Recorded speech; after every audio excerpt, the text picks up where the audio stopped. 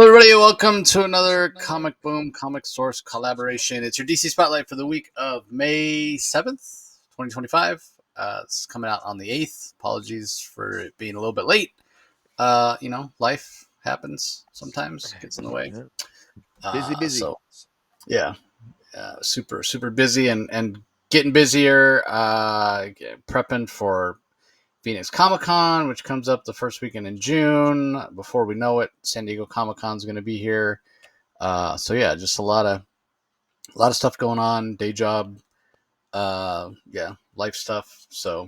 I've cut back, as you guys have probably all noticed on my interviews. I just don't have time right now.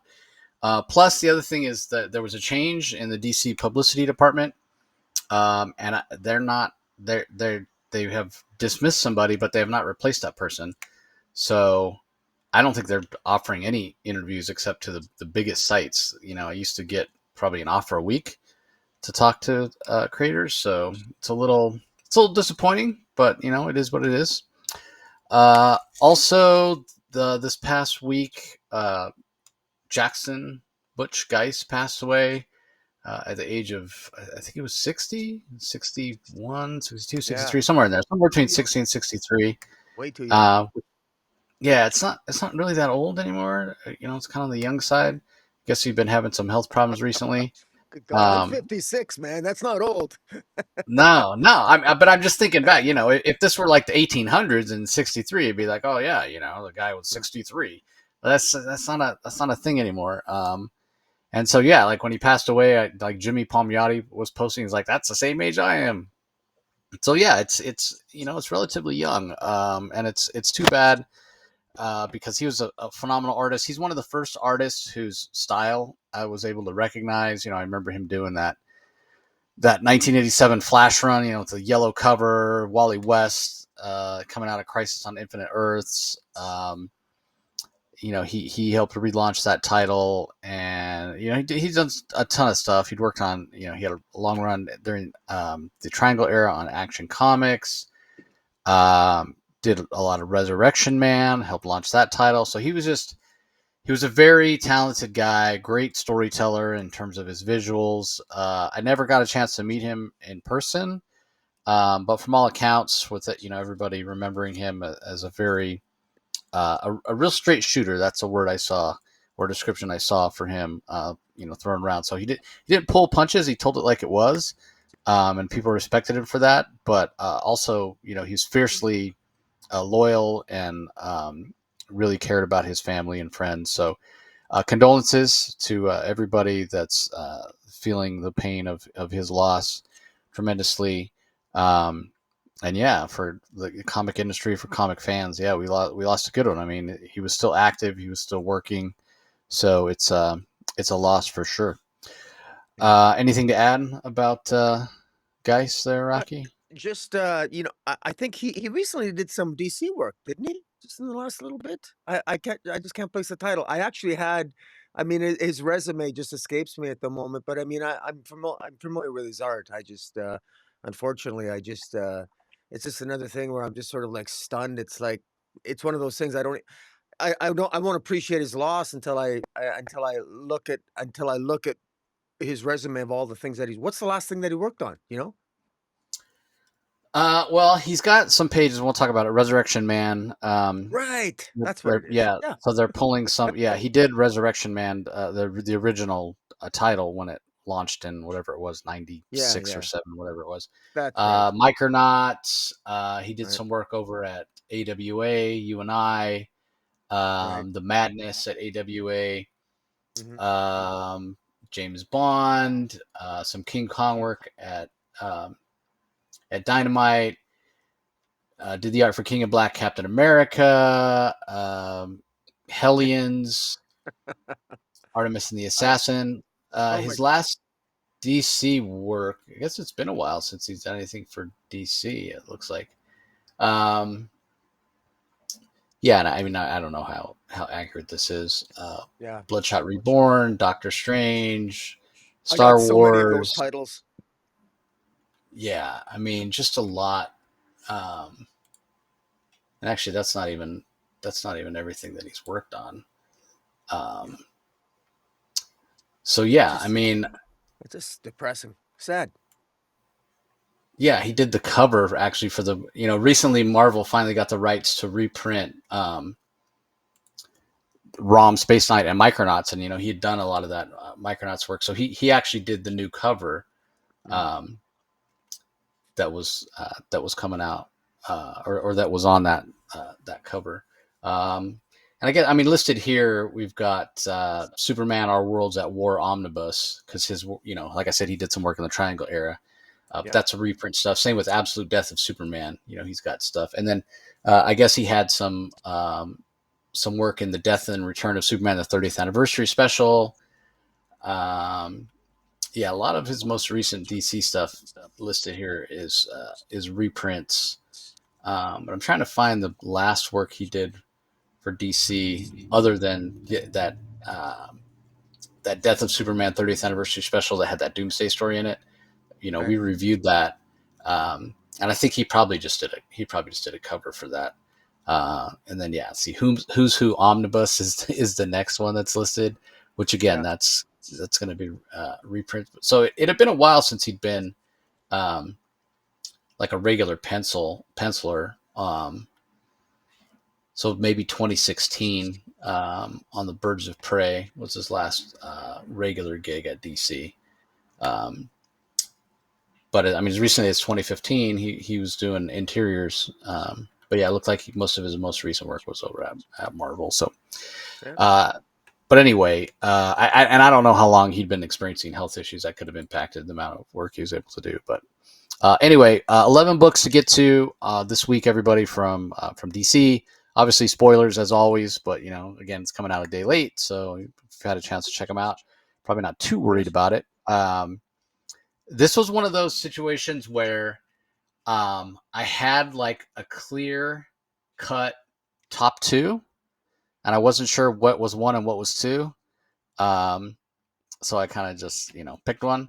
But then everything else, like sorry, 3 through 11, nearly interchangeable. I mean, there is a difference for me in enjoyment between 3 and 11, but between like 3 and 4, hard to pick. Between 4 and 5, hard to pick. So if I look at number 3 to number 11, I can see a difference. But between each particular grade or each particular rank for me, it was kind of like So I mean, even 11, that could have easily been at 7 or 6. So it's kind of it was really hard for me to rank these. I don't know how much value you can put in my rankings this week. I mean, sometimes it's easy, clear cut last or whatever, clear cut yeah. number one. That was not the case for me this week. So all that to say, it was a really solid week. What do you think of the week overall, Uh, Rocky? I thought it was an okay week again. My top 5 were really easy choices for me. Unlike you, I had an easier time. Uh Yeah, it was really easy for me to pick my top 5 this week. But I also admittedly, my rank 6, not that I didn't actually rank my 6 to 11 or whatever, but they're all, I don't need to. I was entertained. I was entertained. But picking the top 5 for me was a little bit easier. I was, so again, what a wonderful problem. Yeah, wonderful problem, to experience. I mean, easily picking my top 5, and I still enjoyed 6 through 11. So, I mean, yeah, it's still, DC continues to impress, continues to just, I think, remain relatively consistent overall, even on the titles that I might be a little bit more uh, critical of. My level of criticism is still less critical than I was maybe 2 or 3 years ago on their lower titles. So still, to me, the bar has been raised. That there's more depth in DC narrative waters currently than there has been in previous years. All right, well, let's go ahead and kick it off with the books we're going to talk about this week. We're not again. I, Usually Rocky and I kind of share our top five. We didn't do that ahead of time here. So this first book does not make my top. Oh yeah, it does not make my top five. Actually, comes in at Interesting. number 9 for me. But it's JSA number 7. Jeff Lemire's the writer. Rafael Della Torre on art. Luis Guerrero on colors. Steve Wands on letters. Does this make Yep. your top five, Rocky? Uh, no, it does not. No. It's Okay. I don't. I don't mind it, but I feel like we already got this is just a sort of a Ted Grant story. It's a focus on the whole issue. I think was a little bit. It felt like a filler to me. It's we know Ted Grant died last issue supposedly, and this whole issue just really focuses primarily on sort of like more of a backstory on him and a tribute to him, with Jay Garrick at the funeral and the various members of the JSA showing up, and then it's just sort of a snapshot uh, Wildcat's life, and his son shows up, and the various members of the Justice Society are all sort of upset with it and struggling to cope. They still don't fully appreciate the extent of the Unjustice Society's manipulations. And in particular, there's a lot of good character work by Jeff Lemire. So if you're unfamiliar with all the various characters, Jeff Lemire does. I think he's getting better at handling them. I find that he's handling the interactions and the characterizations between the characters a little bit more. I'm starting to get to know these characters more than I did before, because I had to get to know these characters again, because it's been a while these individual members of the Justice Society, the relationship between Jesse Quick and our man, and Jade, and her brother, and her relationship and her suspicions as to that they might have a, a, a, um, a mole in the Justice Society, which of course they do. The Justice League show up. There's some tension there between the JSA and the Justice League. Uh, Again, a lot of just more dialogue, and some character work, and a lot of talking heads. The plot itself doesn't really move forward until the final 3 pages, where Hawkgirl and Eternity start to talk, and of course that's where Ted Grant shows up again. But I guess he's in the afterlife along with other previous dead members of the JSA, which interestingly enough may play a role in the afterlife moving forward, I thought was a really nice cliffhanger. And I thought it was, so I thought it felt a little bit filler, didn't move the plot too forward, but I really liked the way it ended. And the Rafael de la Torre's art I thought was pretty decent. And so, yeah, overall it wasn't bad, but it never made my top five. What about yourself? And yet you gave a full analysis. Sorry. Yeah, well, yeah, like I said, it's been a good week. I know, but what can I say? I mean, I guess I could be more critical, but it wasn't, even as a filler, it still entertained me. So, No, I mean, I'm not saying you have to be more critical. I'm more saying that yeah, our I, our I our know.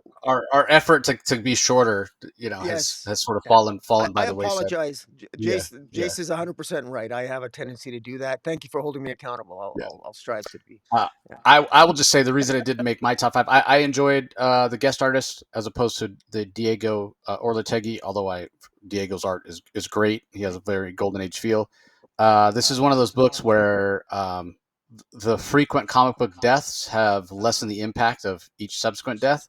So I don't really, it's hard to care about a tribute issue to Ted Grant when we know he's going to come back. So that for me was kind of why I didn't make my top five, but I did very much enjoy it, and it's technically a great book.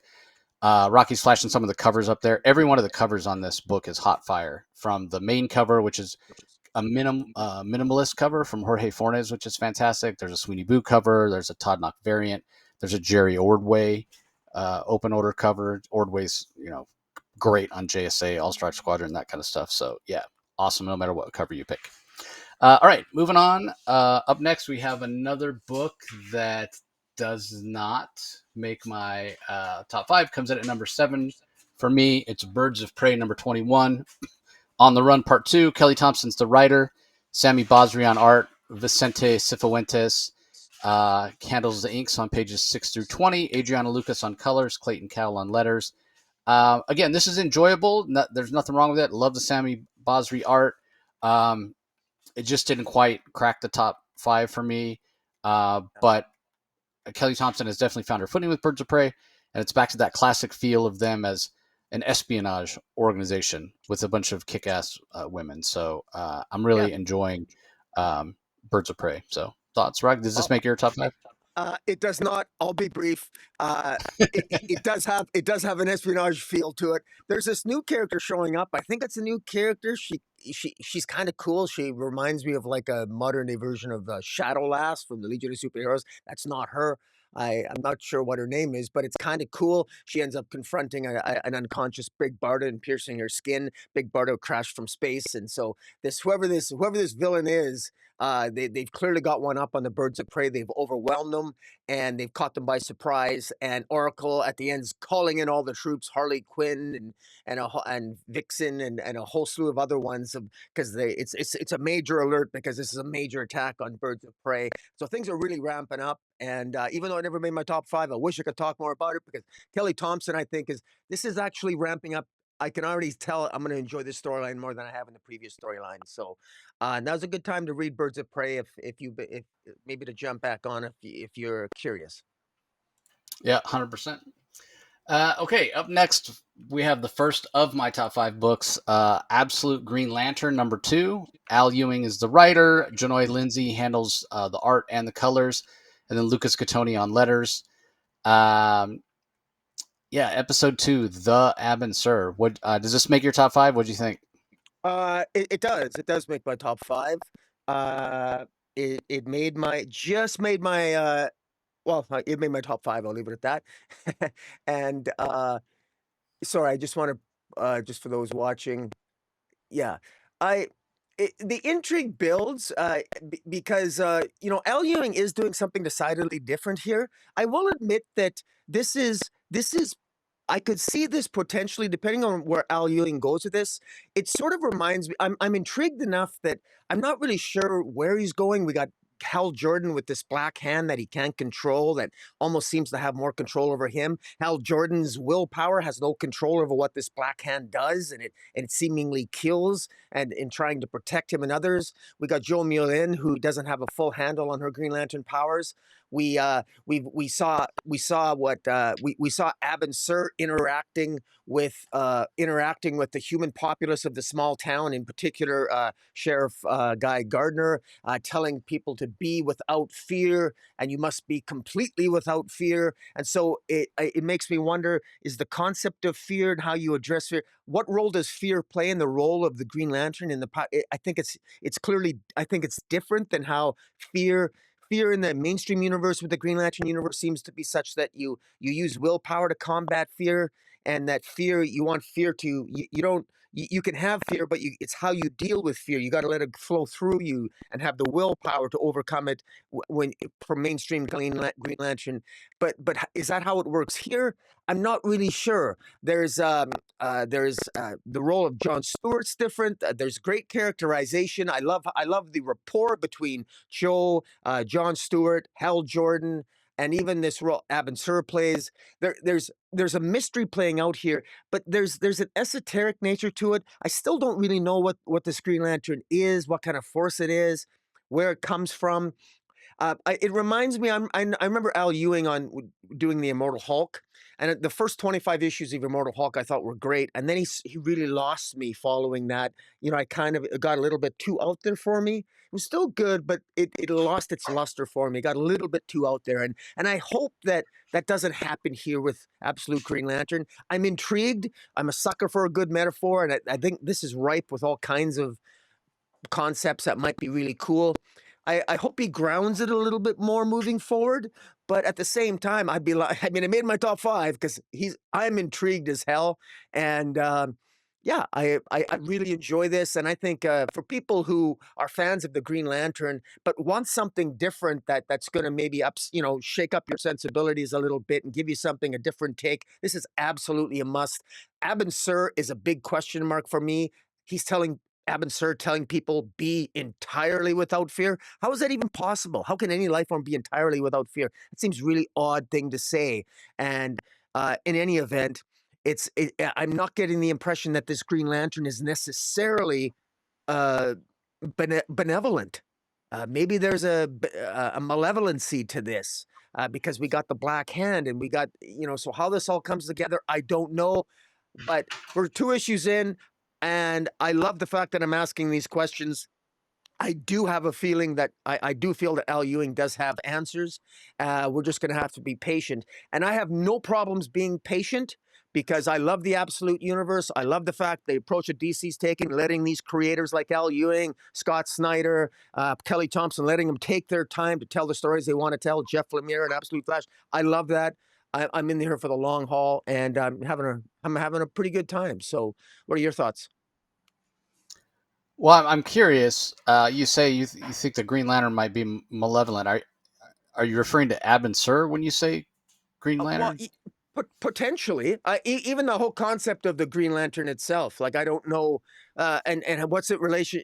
How did what's the Green Lantern's? Is the Black Hand power somehow related to the Green Lantern power as well? Because they all seem to, because it's still not clear in the story wise how I ended up with the Black Hand. You know, did that originate from that giant Green Lantern symbol that crash landed on the city? I don't know. Are the nature of Abin Sur, the powers that he bestowed upon Joe Millian, what happened to Guy Gardner, what happened to John Stewart, exactly where is this going? We don't even know if is there the equivalent of the Guardians of Oa. We don't know this, so everything's up in the air, and nothing's entirely clear with me, and I think it's unsafe to make any assumptions. Number one, because it's the absolute universe, and number two, because it's Al Ewing. And, um, I never, uh, even the interview with Al Ewing, I listened to the interview with Al Ewing. It was, I never really got, I mean, he was sufficiently vague enough that he's intrigued me, but like I said, he's whet my appetite, but I'm not entirely clear.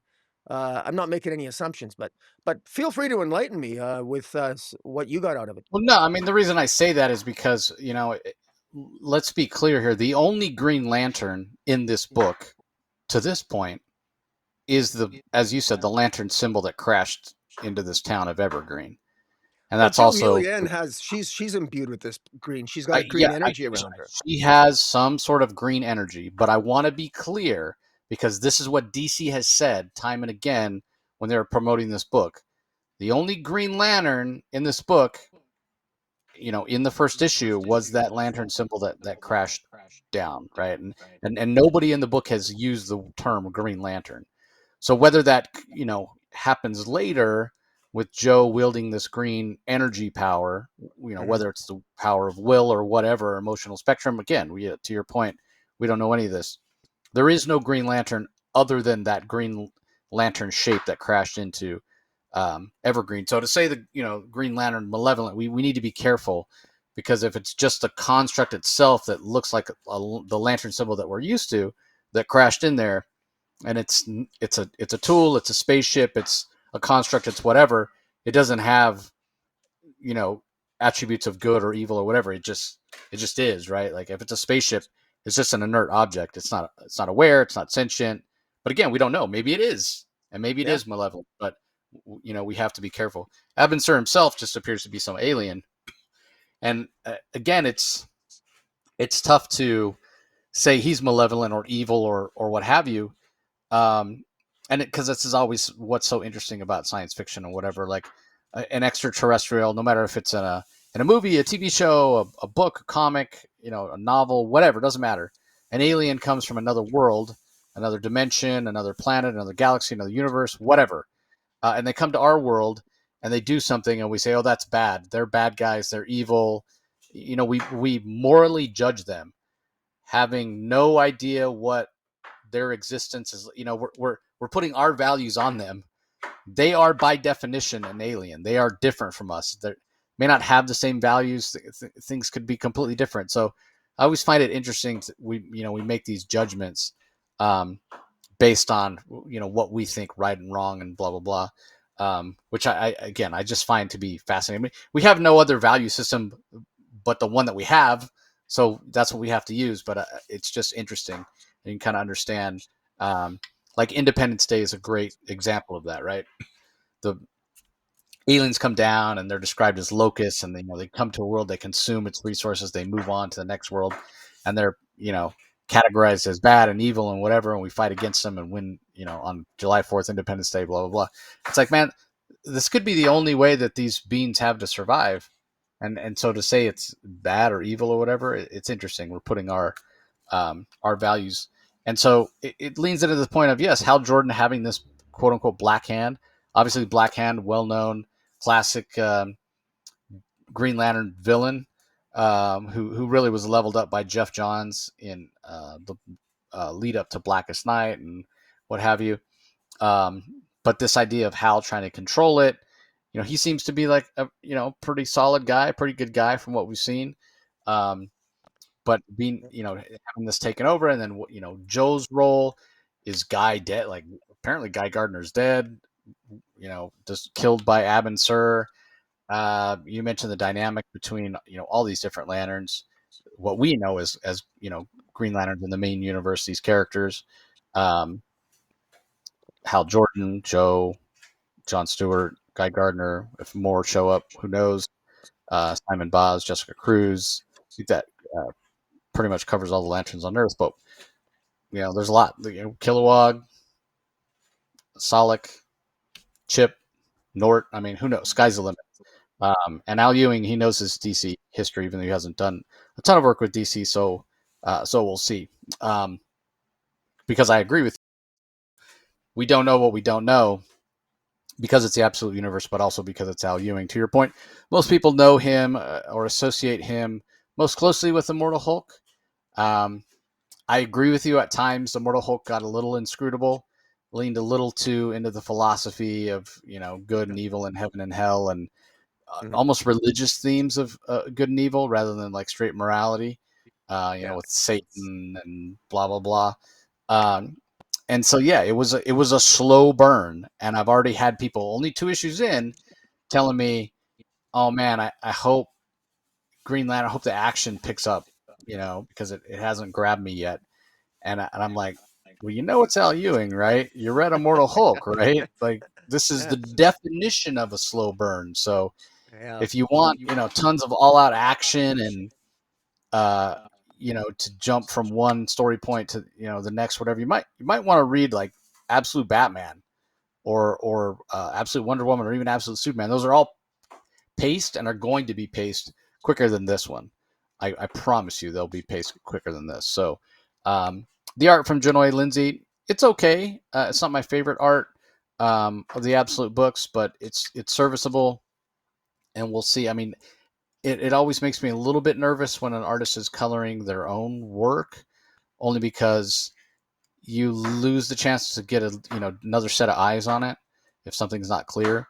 But so far, the art's working for me. There are a couple of fantastic covers. Again, if you're watching this on YouTube, you can check them out.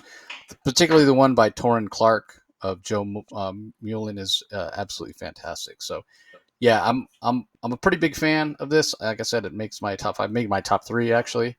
Um, but I'm a huge Green Lantern fan, and Hal Jordan with the Black Hand or whatever. And the other thing is, like, people are like, well, is he going to be Black Hand? Is he going to be a bad guy? We did this before. He was Parallax. Man, this doesn't feel anything like that at all. That was him like going crazy, and I get like I get the backlash that Ron Mars faced for that. Heat, remember Heat? That fan Yeah. that fan group that wrote a bunch of this is pre-internet, or at least internet wasn't very widespread, and they I mean, they sent all kinds of letters to DC. I hesitate to use the word hate mail, but that's kind of what it was. Yeah. Complaining, why would Hal ever do this? Blah blah blah. And it was pretty funny. So then they called themselves Heat, Hal's Emerald Advancement Team. Bring back Hal as Green Lantern or what have you. So, uh, no word on if Heat is reassembling or to protest Hal becoming Black Hand, but nothing would surprise me these days. Anyway, let's move on.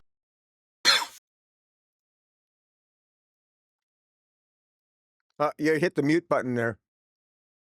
You've muted yourself. Or Sorry, I needed a cough, and I thought I unmuted myself, but I didn't. Anyway, as I said, something has to come in last, but that's not to say that I didn't enjoy this. But it's Batgirl number 7. Have a feeling it's in Rocky's top 5 because it is basically an origin story for Shiva. It's yeah. called The Book of Shiva, Chapter 1. We Yep. know Shiva is one of Rocky's favorite characters. So Tate Bromball, the writer, Isaac Goodhart, I think he does a fantastic job on the art. Mike Spicer on colors, Tom Napolitano on letters. And again, I really enjoyed this. Giving me a lot of insight into Shiva. I didn't know any of this stuff about her. I don't know if this stuff's new. Yeah. If Bromball is creating a whole cloth or he's just elaborating on things that have come before. I don't know Shiva's backstory as well as Rocky. I'm sure he'll enlighten me. But again, something had to come in last. But that's not to say that this was bad. And I easily could have, like we talked about, my Birds of Prey was number 7. I could swap these two, and on any given day, 7 and 11, and it would be, I wouldn't call somebody out and say, no, no, no, this is so much better than that. I mean, really, really solid book here. So anyway, I'll shut up. I'm sure it's in your Uh, top 5. What's your thoughts? yeah, it is in my top 5. In fact, it's in my top 3. I really enjoyed this. By the way, the Calgary Expo, I picked up, I think this is my 8th copy of the first appearance of Lady Shiva. In a $2 bin, I picked up. This is in a condition. It was only, I think it's only in like a 5.0 condition, but I got like a 9 point. I have a 9.6 copy. But in What any book is event, that? What book is it? it's Richard Dragon Kung Fu Fighter number 5. It's the first appearance of Lady Shiva. I got this is my 8th copy of it. I got like because I got the whole. I love the whole mythology. Lady What is a Shiva. Just curious, what does a 9.8 go for? Do you know? I actually have. I don't know. I'm I gonna don't look know. it up while I've you. had it. I'm gonna look it up while you talk. It's probably maybe $40, $50, I think. I don't have it, by the way. That's my estimated grade on it because I can't find any ticks. I don't have a graded copy. I'm just being blunt. I have a 9 point, what I consider a 9.8, and the rest are like 9.2, and one's an 8.5. That's my own grading uh uh estimate. Okay. All right, so there's 4 9.8 Richard Dragon Kung Fu Fighter number 5s on eBay right now. Yeah. 12.99, 1,000, 14.30, and 19.99. Yeah. I'm 2,000. realistic. So Yeah. yeah, I think that's crazy. I mean, a 9.8, I think my 9.8 copy, because they're probably rare because that was during the, so I'm very proud of my 9.8. That maybe could go, I would guess maybe no more than 300 American.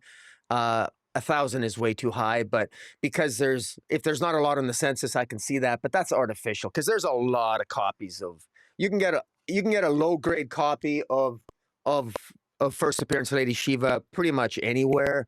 You can even still find them in probably dollar bins and what have you. Uh, well, I I think you got just, a pretty good deal here because when I look at completed sales um, of Richard Dragon number 5, there yeah. are no graded copies at all that have sold. Oh, But the various quality here of these ones that have sold, but $25, $20, $23, $15, $12, yeah, $45. yeah, yeah. So No, you got a good deal if you got that out of a $2 bin. oh, for sure. Yeah, no, yeah. Like I said, yeah, it is what it is. But I don't think it's like a super popular character. I wish it was more popular. I love Lady Shiva, and just to be clear, it's the early adventures of Lady Shiva.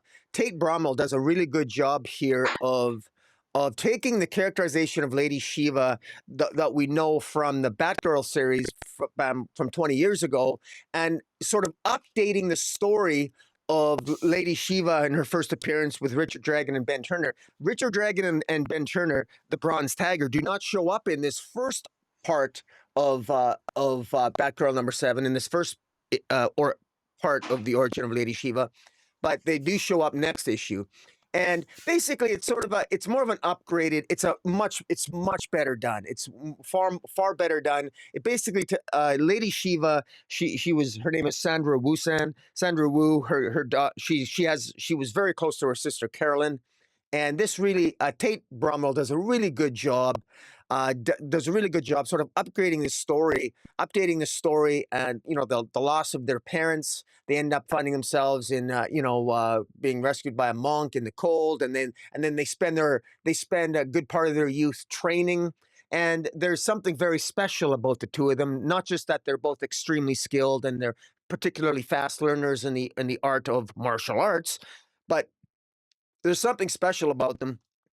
And on the surface, I guess for those on the surface, this might seem like a sort of a typical story of girls wander upon a they end up being rescued and they're in a temple and with run by monks and they're taught martial arts and then a bad guy comes along and separates them and kills the monks and then there's something special about them.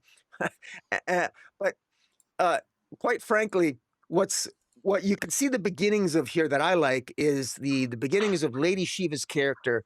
What because she starts off, she was always a little bit more aggressive than her sister Carolyn. She looked up to Carolyn. She viewed Carolyn as even a slightly better fighter than her, although Carolyn would disagree with her on that. But Carolyn was never about.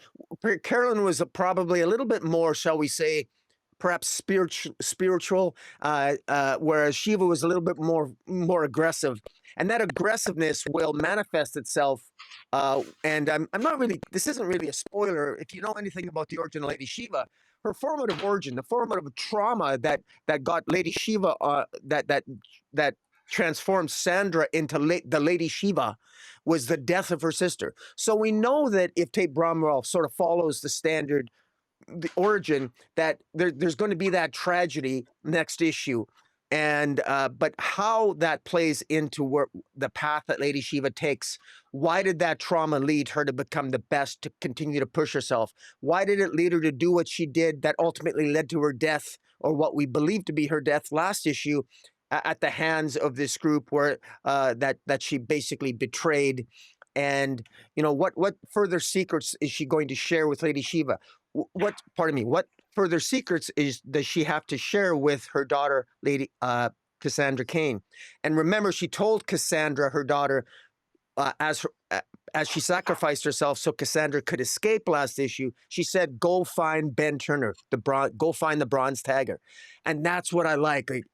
It's Tate Bromwell is taking Lady Shiva has this rich backstory that hasn't been touched upon and should, because in many ways I think it's ripe for exploitation in all the greatest ways. And I couldn't think of a better person to do it than Tate Bromwell, because I think that I think he's got a good handle on the character, at least one that I enjoy. And yeah, so I really enjoyed this. I also really enjoyed the art. The art is really good this issue, by Goodhart on the art. Spicer on the colors is just really good. The colors pop off the page. They're bright colors. They're vibrant, and it's really great for martial arts. You see the action. It's visceral. It's impactful. You can see the power of these sisters, and because the art is detailed enough, you can see it enhances visually the relationship between the two sisters, whose relationship would form, and the loss of the one would form the foundation of the origins of arguably one of the most mysterious and powerful martial artists in the DC universe. And I just want to quickly add, finally, that when I read this, how well respected and at the time taken to nurture this Lady Shiva origin, and then you read how she's treated in Black Canary, Best of the Best, there's a huge disconnect, but we'll get to that later. But do you have any thoughts Yeah, on it's this? it's, it's interesting, because the book is Batgirl, but based on the first arc and the first issue of the second arc, it's really been Lady Shiva. Yeah. Cassandra Yeah. Cain has been the afterthought. So will it eventually be Batgirl? I mean, I don't really remember Tate Bromball, in interviews and when I saw him on panels or whatever, talking extensively about Lady Shiva. He talked about the relationship between Shiva and Cassandra Cain, but I mean, in this particular issue, we're not even talking about the relationship between mother and daughter. Really, we're talking about, again, the origin of Lady Shiva. So, no, Tate talked about how much he loves Cassandra Cain, one of his favorite characters, or what have you. Based on this, it's like Lady Shiva must be one of your favorite characters too. So take did you pitch Batgirl because you wanted to really write Lady Shiva, but you knew DC would never green light a Lady Shiva story because no one would buy it? Yeah. So yeah, it's interesting, but it Yeah. is very good. It reminds me of a different era of books. Actually, this reminds me of an '80s comic, and I mean that in a really good way, um, because this is the kind of interconnectivity and grounded storytelling where people weren't power creps. We talk about that a lot with Batman. A lot of times, so decades and decades of stories, and how do you do something new, or what have you.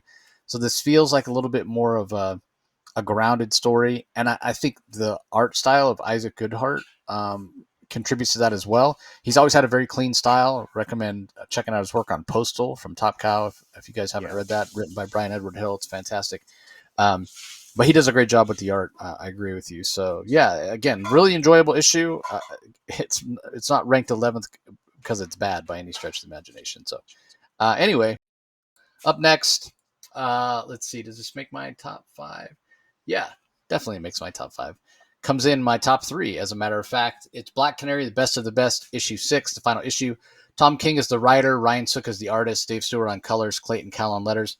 Now, like Rocky said, let's address the elephant in the room here. We talk about Lady Shiva as a character, as a person, as a three-dimensional, fictional being who has thoughts and feelings and motivations and desires and what have you, and that's great, and it's fleshed out or beginning to be fleshed out. We're getting her origin in Batgirl, and that's great. The Lady Shiva that we have here, that we've had throughout Black Canary, the best of the best, she's a plot device. That's all she is. She's not. She doesn't have any characterization. There's no growth in her character. She is simply window dressing. This is a Black Canary story. It's about Black Canary. It's about Black Canary's relationship with her mother. To a lesser extent, Black Canary's relationship with herself, her self identity. Um, and that's it. That's the focus. That's what this is about. It's not even. I mean, even though Green Arrow shows up and Vandal Savage shows up, they are, in a way, they're plot devices too, right? They are there in order for Black Canary to reflect off of them. Um, so it gives context to her feelings and her decisions, and why she makes those decisions based on her. Everything is based on her relationship with her mother in this book. The climax of the story in and of itself is all about the relationship that she has with her mother. Now, again, complete spoilers, everybody. If you want to know who wins the fight, uh, you know, go read it. Pause this, go read it, come back, listen to the rest later. Black Canary loses. Black Canary loses this fight. In name only, she made a deal with Vandal Savage, lose the fight in the 6th round. I will cure your mother. Uh, but this isn't some Mephisto making a deal with Johnny Blaze, Ghost Rider type situation here. He straight up says, "Hey, I'll cure her of her cancer, but she could get hit by a bus the next day. That's just life or whatever." But he Black Canary holds up her end of the deal, and Vandal Savage holds up his end of the deal. Uh, Black Canary's mother is cured of the cancer. Black Canary loses, but again, in name only. She actually uses Lady Shiva's aggression and and attitude and almost arrogance, you would say, overconfidence, maybe a better word, against her to actually defeat to defeat Lady Shiva and knock her out. And it's at a point where Lady Shiva is going to be declared the loser because she's not conscious to say the words "I surrender." But before anybody can, call that out, again, Ted Grant was the corner man for Black Canary. We know he got hurt earlier in the match and is not there to, immediately say, "Hey, she's knocked out. Black Canary's the winner," blah, blah, blah, because that's exactly what he would have done. So nobody quite knows what to do. And before anybody can say anything, Black Canary says, "I surrender." So she does technically lose. But again, it's in name only because Lady Shiva is literally laying there unconscious on the mat. But Black Canary technically held up her end of the bargain. So ultimately, a little anticlimactic, sort of knew who was going to win the fight. But I do find it interesting if you want to say there's any characterization for Lady Shiva, it is that overconfidence that arrogance, which isn't completely out of character for her, but at the same time, um, again, and I wasn't reading a lot of DC at the time when Birds of Prey first. Like I have the first few issues, Gary Frank cover is fantastic, whatever. Um, but I wasn't reading a lot of DC at that time when it was sort of established in canon that Black Canary was one of the best hand-to-hand fighters. So when this series got announced, I remember us talking about it. I'm like, wait, what? I didn't know she was even in the sentence. So in my mind, she's not in the same league with Lady Shiva, but the title of the book is Black Canary, Best of the Best. You got to figure that she's going to win, win the fight. In my mind, she wins the fight. So I enjoyed this for what it was, not for the fight itself, but for the context that it brings to Black Canary. This is not going to settle any arguments. Tom King talked when he was on him and Ryan Sook to talk about the series about how it came out of one of those classic comic book fan conversations. Who would win in a fight with? Um, and the answer is always whoever the writer needs to win. But That's right. objectively, if Lady Shiva's a real person, a real character, and Black Canary's a real character, I think Lady Shiva wins this fight. If they can't use superpowers, if they can use superpowers, then then it's completely different. Now, all that being said, I do have one nitpick. I hated I hated the announcers at the end. The guy going, "Oh, I knew. Yeah, I It's agreed. exactly Yeah, what I said." That was just. yeah, I was like, "You're just making yourself look like an idiot, dude." Because it's clear to anybody watching that Lady Shiva's knocked out on the ground, and it's yeah. up to the audience or anybody watching, any fans, to decide why Black Canary surrendered when she clearly had the match won. But for this guy to smugly say, "See, I knew what would happen," I'm just like, dude, you're a clown. You are an A+ clown, dude. You're a moron. Uh, Nobody would employ you ever again after fight commentary like this. You're just an idiot. So that was the only thing that kind of bugged me about it. I wish it had been handled in a different way, but it's a minor nitpick. Um, I don't know. Some people might find it amusing. Maybe that's the point, is to show the guy is a complete moron and has been from the start. Um, but yeah, overall, I thought this was a great character study of Black Canary. But I said it before, I'll say it again. There's no way that this book works without Ryan Sook's art. His art was just phenomenal from start to finish, especially the fight choreography. The color work is fantastic as well. Really has the characters popping off the page. So Dave Stewart, Eisner award-winning Dave Stewart, of course, he's fantastic. But yeah, I really, really enjoyed this. But give us your thoughts, Rocky. Well, I basically agree with you. First, I think that I do think that Tom King told a really great character arc, a character-driven story for Black Canary. The relationship between her and her mother was really good, and it was clear that the central theme of the central approach to this story was that Black Canary's mother was relentlessly hard on Dinah Lance growing up. Was very hard on her daughter. Always as the first member, as a founding member of the Justice Society. Dinah Lance's mother, who was the original Black Canary, always pushed herself to win, win, win, and pushed herself very hard. And she pushed her daughter that way too. You must always win, win, win. And the irony of this story is that Dinah Lance finds herself in a situation where in order to help her mother, in order to save her mother's life, she has to lose. And yet she's being trained by her mother to win the fight. Her mother is driving her. You can't lose. You will win. You're going to win. You have to win. And the training is relentless throughout all of the issues leading up to this final issue. And it's against Lady Shiva and Dinah, how do you both win and lose at the same time? Well, Tom King has found a way. And of course, the ending here is Dinah Lance and Black Canary, of course, does in fact find a way to win, but then surrender. So it's kind of a convenient way to really make Black Canary look extremely heroic. She not only loses, she loses on her own terms, and so it's sort of like failing upward. And there is a heroism to that, to make the sacrifice of a loss for someone else. And Black Canary doesn't even care that she wins or loses here. It was never about the money. And so there is that element of heroism to it. My only gripe, of course, is that it comes at the expense of Lady Shiva. Um, I think that Lady Shiva, I think that more respect ought to have been made to her. But I've talked about that in past reviews, so I won't do it again. Other than the fact that I still love this. Ryan Sook's art's fantastic. I think I'm still going to buy this in hardcover form just for Ryan Sook's art. And I do love the back and forth between Lady Shiva and Black Canary. I don't like Lady Shiva as a wrestling heel portrayed that way, but there's still a lot of fun to be had. I say it again, and overall, I did enjoy this series, notwithstanding my nitpicks on Lady Shiva. So Yeah, interesting too that at the end, after Black Canary does lose, her mom doesn't really seem to have a problem with it. Yeah. which was interesting, right? Because like, oh, we'll get him next time.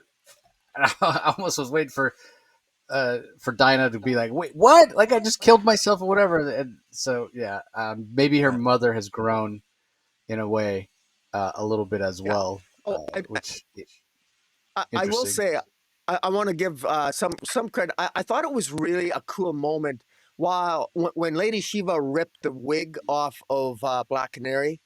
That's something that I don't think Lady Shiva would do, but that's besides the point. From a symbolic standpoint, Lady Shiva ripping that wig off of Dinah Lance, that was a pivotal moment in the story. It was like because that it was like revealing that wig symbolized her mother. Like that was who her mother was. She was a duplicate of her mother almost when she was wearing that wig. She was the Black Canary, just like her mother was. But by ripping that wig off, it exposed Dinah Lance to the world.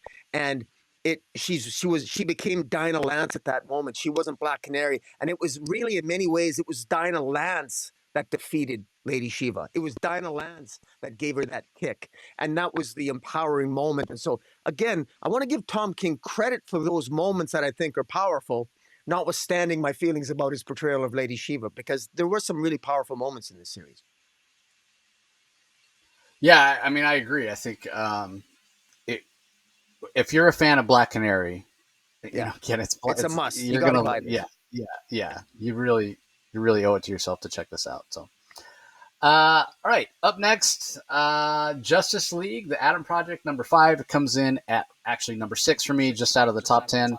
Or sorry, out of my top 5. Ryan Parrott and John Ridley are the writers. Mike Perkins on art. Adriana Lucas on colors. Wes Abbott on letters. Um, it was enjoyable. Rocky, what'd you think? Is it in your top 5? It's not in my top five. Quick comments. I think the collaboration between Ryan Parrott and John Ridley, I think it's a good combination because we get some really grounded storytelling infused with more of a comic book feel with Ryan Parrott's writing. And in this issue we just have the story has had the same pattern every issue by jumping back and forth between the past, showing Captain Adams sort of uh, evolution into making the choice to basically take the powers back and to not be sort of like an experiment by the Justice League. Unfortunately, him getting his powers back, he's also the target of Inferno, who we know to be the Legion of Doom, come from the past to try to, because they want to use Captain Adams' powers and his ability to take away powers and to give powers to metahuman powers. They want to use that to their advantage in their battle against the Justice League. And so I think I think it works. It works quite well. I will say I don't think this should be a 6-issue series. It's already, it's still not over.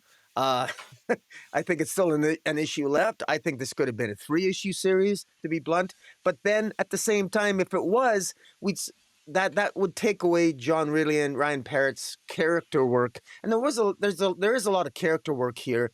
And Mike Perkins as the artist and Adriana Lucas on the colors. This is a visually stunning series. There's a lot of detail in the panels. There's a lot of really awesome looking action scenes that take place. It's really well done, and it's very easy to distinguish between the two characters with the two atoms. There's just a lot of good work. The timing of it might be a little bit off if you're really nitpicky, but I don't think a lot of people are buying this series, quite frankly, in conjunction with the Justice League. Uh, and But if you want to get the full scope of the picture, if you because at some point, I think in the pages of Justice League Unlimited, Captain Atom's going to show up as a weapon used by the Legion of Doom. At least that's the impression I get, but maybe that's going to be done away with next issue. But overall, again, think this works. It was still good. It forms part of the story. It's entertaining to me. I enjoyed it. It's a good read. I love the art. Love the creative team. You and I have been fans of John Ridley for quite a while. And Ryan Parrott, I think is also. I hope he continues to get more work at DC. So yeah, what are your thoughts? Yeah, I mean, I disagree with you that only need to be 3 issues. It's a very interesting and eclectic series in that it's the Atom Project, and the fact that it's the two Atoms and then Captain Atom. They don't. There's not synergy there, necessarily. These are characters that are thrown together in this book based on events that have happened in the DC universe, and it works for that reason, right? Like Captain Atom has lost his powers. The other two Atoms are scientists, so it makes sense that they would be, working together to try to restore Captain Atom's powers.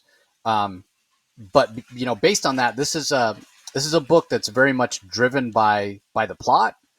Um, because if not for the specific details of this plot, you wouldn't have this story. You wouldn't have these characters together.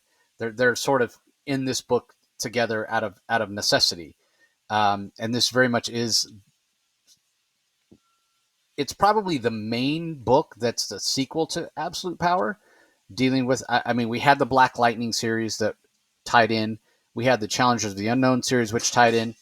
But this one for me is probably the one that if you only had to read one or only could read one, this is probably the one that you want to read. Yeah, that's a good point. Yeah. Yeah, to understand the loss of powers and how that's being explored and what have you. But that gets to my other point of what I'm really enjoying about it is the fact that it does a great job of integrating and then being additive and tying in with other things that are happening in the DC universe. I mean, we know that we have the Inferno uh, group, which has sort of, I guess I'll use the word infiltrated the DC universe right now. We know because we've been reading Justice League Unlimited who they are, and the We Are Yesterday crossover that's going on right now. So I love how connected everything is right now. So that's one of the reasons that I really love what's going on here. But again, I don't think this book exists without the events of Absolute Power and how it's tying in with everything that's going on right now. I selfishly want a Captain Atom solo series because I love Captain Atom as a Yeah. character. I'm Yeah. I'm less excited about the prospect of a Ryan Choi or Ray Palmer series just because I don't have an affinity for those characters. Not to say there's anything wrong with those characters, it's just not my particular. I'm not a Mm. particular fan of those guys. Yeah. So I'm enjoying this. I agree with you about Mike Perkins on the art. I said before what a fantastic job he's done, um, because he's not somebody that traditionally does a lot of traditional superhero work.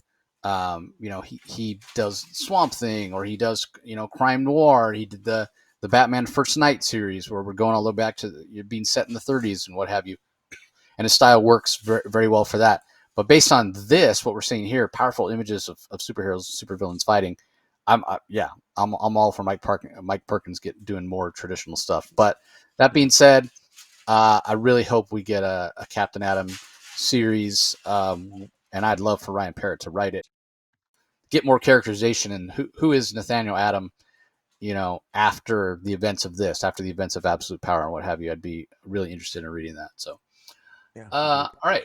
Up next, we have Two Face, issue number 6, Closing Arguments, written by Christian Ward, art by Fabio Veras, colors by Yvonne Placencia, letters by Hassan Osman Elhau. This does make my top 5. Where does it come in for you, Rocky? Any It thoughts? comes. I'll tell you. It makes my top 5 as well. Yeah. Very well done. All right, go ahead. You go first. Yeah, I just thought I thought Christian Ward did a really good job here, sort of nailing the landing. Now, I this is my understanding is that maybe this could have that this is the final issue in the series, and that it wasn't. It could have possibly been extended to 12. Maybe the sales been better. I don't know, but regardless, uh, the whole approach of Christian Ward taking the of Harvey Dent, sort of leading this church this church court that sort of is sort of like an underground court system that passes judgment on the that the mob uses to pass judgment on some of its members that go against their codes or whatever, and the use of Harvey Dent being sort of the lead prosecutor, and within Harvey Dent's mind, he creates a cage for Two Face in his mind, and how his own mother is sort of like working against him internally in his mind to try to allow Two Face to escape, and so all these internal struggles. I think Christian Ward's done a good job, sort of navigating and telling that internal struggle between Harvey Dent and Two-Face, and I thought it was very additive. It put a different spin on the traditional origin and the classic origin of Two-Face that I think works quite well. I quite enjoyed it. The artist Fabio Veraz, I think does a pretty good job here, setting the mood, setting the ambiance. And the color work as well. The color work by Ivan Placencia also just sets the mood and the tone quite well uh, as well. That there's this character called Dice or Die. She's the one. She's insistent that Two Face is her father, and she just seems to know when she seems to know when Harvey Dent is the one speaking versus when Two-Face is speaking, and there's even a suggestion that Harvey, at one point, Harvey says to Dice, you're not my daughter," and she's basically saying, "How do you know? Like, how would you know?" And it almost suggests that there's been times in the past when, maybe Harvey Dent doesn't know when Two-Face has had sexual relations with other people. For all Harvey Dent knows, maybe he does have more children out there, and maybe this really is his daughter. I don't know. But I really like that because it sort of puts a spin on it. And I like the fact that we got Di, seems to be the sidekick to Two-Face. And then we got the other character, what's the character's name? Uh Lake uh Cantwell. Lake Cantwell, yeah, great character. She's on the side of Harvey Dent. And ultimately, there's always this duality. There's always this struggle between Harvey Dent and Two-Face. And not surprisingly, I mean, part of the interesting what makes Two-Face stories most interesting for those of us who read them is that it's that very internal struggle. It's that struggle between Two-Face and Harvey Dent that makes him so interesting because he can be a villain, he can be a hero, and he can be an anti-hero, but he's always conflicted. And I like the addition of Di and Lake Cantwell here because it sort of adds it's nice that both sides of Harvey have a supporting cast. And I don't know if I've ever really thought of it like that before. I know Harvey Dent's always has his, Batman's been always been on Harvey Dent's side, and then Two-Face always is just the rogues. But I kind of like the idea that Christian Ward's made me look at Two-Face slightly differently than I have in the past. And that surprises me, and that's a high compliment that I give Christian Ward, and I really appreciate that. I really like this character, Lake Cantwell, and I'm really intrigued with this character, Die. Uh, and I wish this was longer than 6 issues, but this does end in such a way that it's almost as if the cage within Harvey Dent slash Two Face's mind takes turn. It seems like the prison, the mind prison, has a revolving door. Sometimes it's Harvey Dent that's going to be in prison, and sometimes it's going to be Two Face, depending on who's going to control the body. And anyways, I just thought that the psychological elements, the story itself, and the overall feel of the story, I think it worked really well. What are your thoughts? Yeah, I mean, so first of all, I'm disappointed that this is over as well with only 6 issues. Got to be a sales thing, like you said. I know Christian Ward didn't. He when I talked to him at New York Comic Con, he was so excited about this. I've never seen him more excited. I know he had way more than 6 issues worth of story, and he was probably hoping for at least 12. I am glad that he knew. I think when issue 3 came out, they announced that it was only going to be 6 issues. So I'm glad that he knew. I have a feeling that a lot of what uh, is in this final issue, this issue 6, would have been in the final issue of the series, regardless of how many issues that it went. The idea of sort of the good part of Harvey, or the best, the part that's closest to being good, um, was in control for a long time, and now at the end they've swapped places, as you said, and so maybe that was something DC asked for. Hey, when you're done, put him back as kind of the evil guy, because he's sort of been a little bit of an anti-hero, or flip flopping back and forth. We saw a lot of that in Rom V's Detective Comics run, but yeah, he's fully back to being kind of the evil guy. And what's interesting and most additive, um, that Christian Ward has added to this, was this idea that the sort of evil part, the scarred part, the quote unquote bad part of Harvey Dent was always there, and it was just the having the acid thrown in his face that released it. Right. That's really interesting. Um, and it's not 100% original concept, but Ward has definitely explored that and linked it to the very beginnings of Harvey. Because when Two Face first was created, you had it was a different time. You had simpler stories, simpler characters. Everything was a little more black and white. And yeah, this idea that sort of having the acid thrown in his face scarred not just his face, but scarred him, his soul, basically, if you, to use that term. Um, and that was the creation of Two Face. When really, as postulated here by Ward in the story, it was just a release of something that was there and perhaps repressed all along. So I say all that to say, much like what G. Willow Wilson has done with Poison Ivy in fleshing out that rogue Batman rogues villain to a greater extent and making her much more interesting and layered, Ward has done the same thing here in 6 issues with Two Face, and he's done it in a spectacular fashion. I care more about Two Face than I ever have. He's never been a villain that I really, it's like, oh, here's Two Face again, whatever, boring. Um, and that's the reason. Like Ward has done such a fantastic job with the characterization and fleshing Harvey Dent out. It's clear that Ward is interested in him as a character and has ideas and what have you. So that's what I'm going to admit. That's why I'm sad that it's ending after only 6 issues, because Ward's done such a fantastic job with Harvey Dent, with Two Face. I want to see that continue. I want to see him continue to be complex and be layered and be textured. And Ward's done a fantastic job. And then you bring in the other concepts that he's done: the White Church, Lake Cantwell, as you mentioned, Die. These are other interesting characters that we haven't had a chance to learn a lot about. That there are toys that other writers can pick up, maybe Ward himself at a later time, but they're interesting. I'm invested in these characters in a very short period of time. I want more. I want to know why. What their motivations are, more. I mean, we've got a little bit of Lake, less so with Die, um, but that's something that I want to learn more as well. And then the leader of the or the judge of the White Church, right? That he's um, a Batman villain that we've seen before, Reaper. Right. Why does he get to be the judge? Like what? Like we didn't even get to explore that, right? So I don't know what Christian Ward's experience is with the. I mean, the court system in the UK, where Christian Ward is from, is very different than the court system here, which is different than the court system in Canada. You being a lawyer, know. Um, and I think there are Yeah. some similarities. Correct me if I'm wrong, between UK and Canadian court. Probably those two Yeah, court very true. systems are probably closer to each other than either one of those is to the US.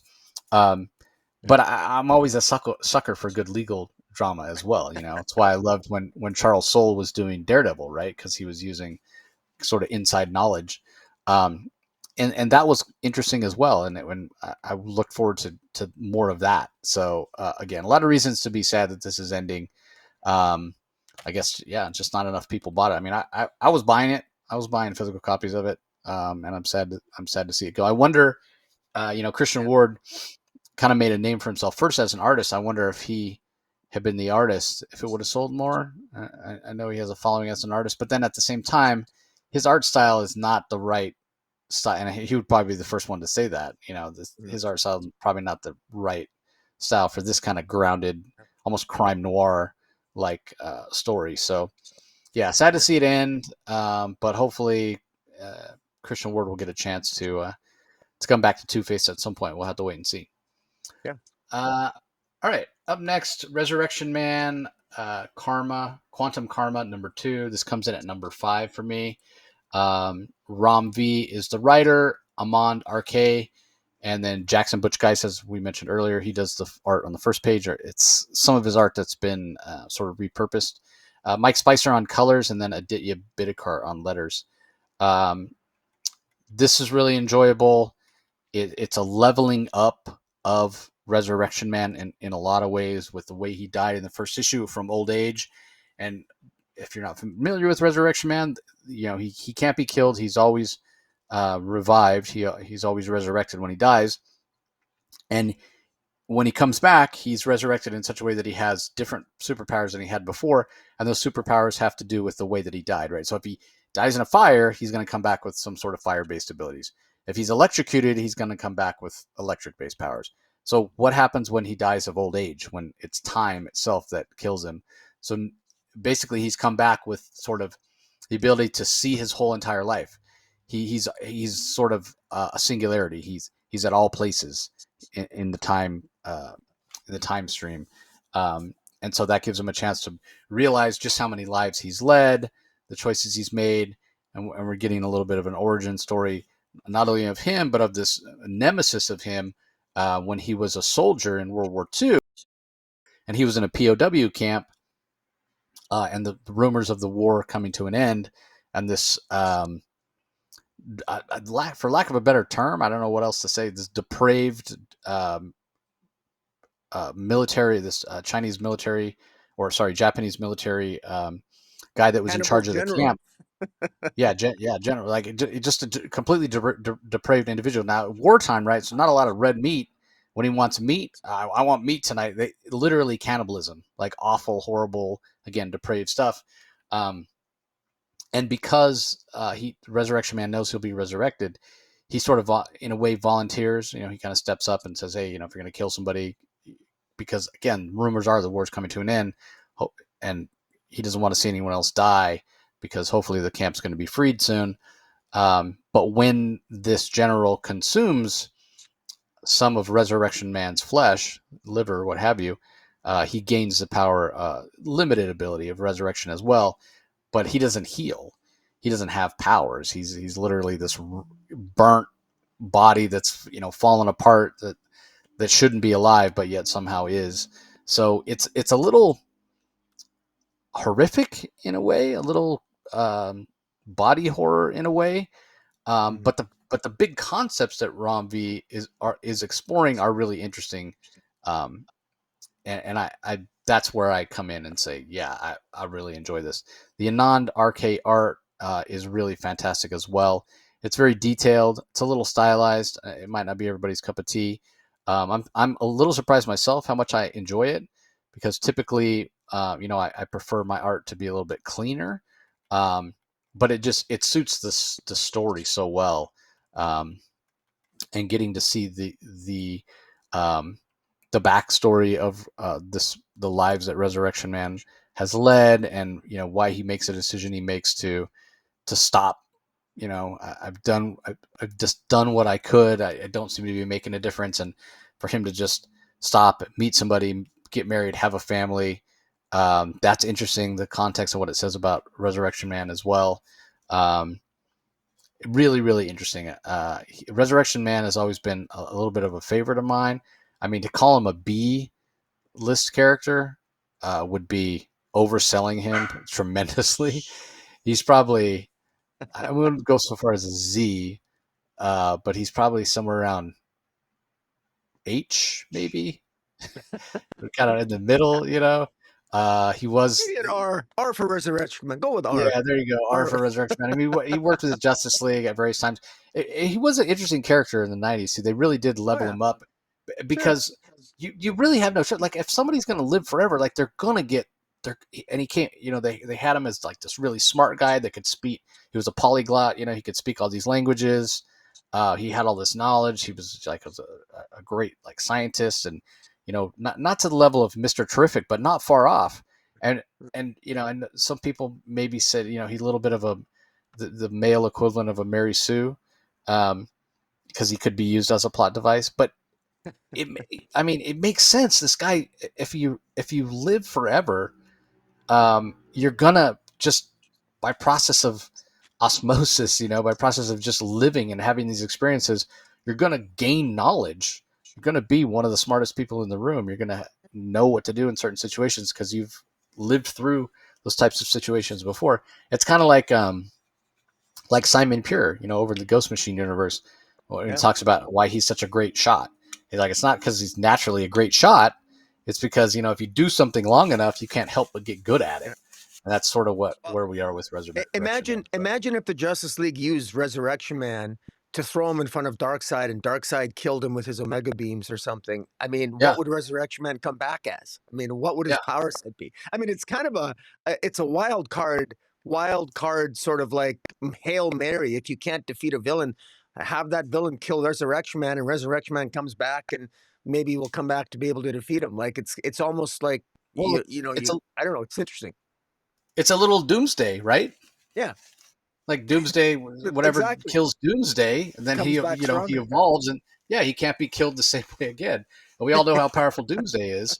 Yeah, So yeah, I mean, and honestly, that's probably why Resurrection Man was like taken off the field in the late '90s for that reason, because it's like, mhm. man, eventually this guy just becomes too powerful, and it becomes hard to tell stories that aren't just um, it's like he just okay, he dies this way, and that gives him the ability to get out of whatever situation he's in. But um, yeah, the thing that makes him interesting is the internal, what's inside, why does he choose what he chooses.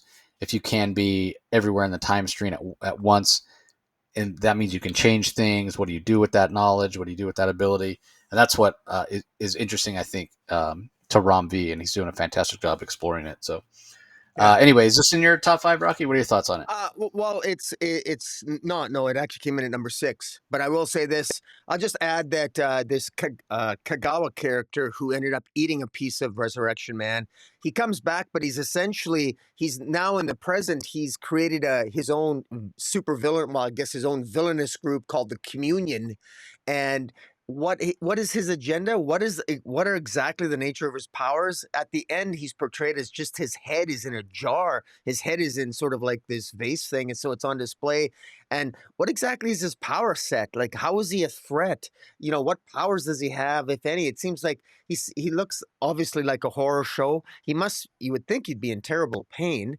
And why would is he forever doomed to never be able to die and trapped in this horrific state? And what's his purpose? What's his plot? We really don't know yet. So a lot of questions, but there's definitely a horror element feel to this. And why would people follow him? And is he still a cannibal? And does he still feed off human flesh? And so there's still a lot of questions about this character. And I'm frankly more interested in this new villain character than I am in Resurrection Man per se at this point. We'll have to see moving forward. Yeah, I mean, clearly he's probably amassed a lot of wealth over the time, so I'm sure the people that work for Yeah. him, he's paying them vast amounts of money to do it. And then as far as the people in the communion, well, they want superpowers, they want immortality, um, and I think his hope is that if he can find the right person to eat, that he will find a way to heal himself and have his body again. That's how I take it. Um, Uh, as far as him uh, being in pain, well, he doesn't have a body or any nerves or anything, so I, I don't know. Maybe ghost pain? Like maybe I don't not. know, right? Oh, Dangerous fair enough. receptors in the brain. Gasha Dokuro, I think is how you say it. I might be butchering that. I don't speak Japanese, obviously, but it literally means. I looked it up. It literally means rattling skeleton. If you translate it literally, but then Really there are some like skeletal like demons in Japanese folklore that are called that. So think of it as interesting. like a Japanese myth. It might be compared to like Frankenstein's monster or Wolfman or vampires or whatever in Western civilization. That type of classic monster, if you will. So. Anyways, let's move on. Up next, we have Poison Ivy. God, up to number 33. We almost have 3 years of Poison Ivy, which is great because I definitely enjoy the book. And G. Willow Wilson, we've talked about it at length before about what a fantastic job she's done fleshing out this character. But we couldn't even get more than 6 issues of Two Face. 3 issues of 3 years of Poison Ivy, crazy. Anyway, it comes in at number 8 for me. G. Willow Wilson is the writer, as I mentioned. Marcio Takara on art. Arif Prianto on colors. Hassan Otsman Elhau handles the Uh, letters. Um, Again, it's really fantastic. I love the character work, the relationship between Janet from HR and Poison Ivy, and even Undyne is explored here. Um, this is really fantastic character work. I continue to be surprised how much I enjoy reading about Poison Ivy every month, and I'll leave it at that because again, it just outside my top five. yeah. Um, Uh, well, what are your it's in thoughts my on? it's Okay, in go number ahead. 5 for me. Okay. So I don't have to necessarily be as short as normally would, but I really love this. J. Willow Wilson continues to impress the hell out of me. This is the first time in this series so far I actually contemplated the possibility. I know it's absurd of me to suggest this, and it can't be right because corporate powers would never allow it to be. But this was the first time for me that I actually contemplated Janet of HR being an actual legitimate love interest to Poison Ivy, to Pamela Isley. That might be something in the cards. That and that I don't again, it's of course it's sacrilege to suggest there's anybody for Poison Ivy other than Harley Quinn. I get it, but I really like Janet at HR. I remain this. She's really become elevated as a character, and she's not just this. She started off as almost this, like a more of a simpler, a simpler, more passive, uh, aggressive Harley Quinn, but mostly passive. But she's more than that. She seems to be more of a well-grounded character now. She does genuinely love Ivy, and for the first time in this issue, and maybe it's just me, but I think start slowly, Pamela is starting to love Janet as well, and there might be something there. J. Willow Wilson has made me openly wonder that, gee, you know what? Maybe there's, at first, maybe Janet is some competition for Harley Quinn here. Janet, I mean, they're getting closer. And what I like about it is that there's some antagonism there too. Janet thinks in this issue that Poison Ivy is sort of maybe betraying her. Bog Venus as wants to find a way to get control of the Green and the Parliament of Trees and manipulate Poison Ivy. Poison Ivy has created this marshland with the help of Peter Undine, and she's and Bog Venus wants to manipulate a Janet from HR to maybe, Janet from HR who thinks Pamela has betrayed her. She's got this special, I don't know, walnut or whatever the hell it is. Um, Acorn. Acorn, sorry, to that she could put that has potentially has the ability to uh, pose some weakness to Poison Ivy that could be used against her. And so Janet, there's a misunderstanding because there's just you have to read the issue, but there's a misunderstanding. Janet misunderstands Pamela. Pamela is very protective of Janet, and they really need to have a heart to heart. And maybe they have feelings there that are more unexplored than has been appreciated. I don't know. Maybe it's just me reading into it, but the fact that I'm reading that into it captivates me and pulls me into the story all the more. And I'm not missing Harley Quinn. I don't want to see Harley Quinn in this comic. Keep her out of it. I don't like the way Harley Quinn's being handled in her title. I love the way Poison Ivy's being handled here. She's being J. Willow Wilson is treating Poison Ivy as a full-fledged, mature woman who's who started off in an extremely dysfunctional relationship, a dark history, a dark past, abusive, eco terrorist. There's been a full character arc here, almost like a villain's journey slash hero's journey, where I can now believe that Poison Ivy is a much more complex character. And I like the fact that she's going to have more of a growing. I view her as she may eventually have more significance to the Parliament of the Trees and the Green that maybe Swamp Thing will. That's where I see her character moving toward. She's got a significance in the scheme of things and in the overall mythology regarding the Green in the DC universe, and it's being played out in a very powerful way. And Peter Undine, her relationship with him, it's you really feel her connection to the earth, the environment, and it just works. And even in her mindset, her interactions, her dialogue, she brings her own sense of justice uh, to to uh, to the marshlands and to the characters she interacts with. She's kind of a loner, but yet she also longs to be. She longs to be with nature, and she's actually loving, but because she's so connected to the earth, and because we humans treat the earth so bad, as much as I think Ivy strives for connection with people, it's hard for her to find that at times because she's so connected to the earth and the earth has an antagonistic relationship with humanity. And so I really like those themes, and J. Willow Wilson plays with those so well here. And this series continues to impress the hell out of me. And this was an easy this ranked in at number 5 for me. I could probably put it higher, but it was a strong week. But J. Willow Wilson's done a really good job.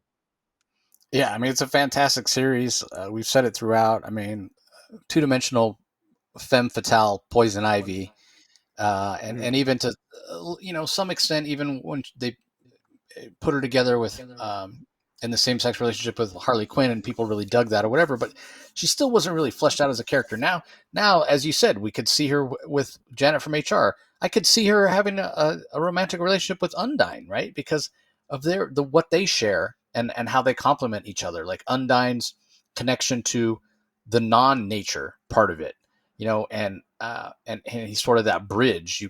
They could make a powerful team if they were, really committed to each other. And then, her dynamic with Harley, is still there, and a lot of people enjoy that. I kind of agree with you. Like that's of the possible romantic relationships that she could have with people that have showed up in this book. Harley is the least interesting to me. Like her with Mhm. Undyne, her with Janet from Yeah. HR, are I think there's more potential for story there, but yeah, we'll have to see how it goes. And Marcia Takara, he's the perfect artist for this. Again, kind of similar to Anand RK, like I was saying on the Resurrection Man book.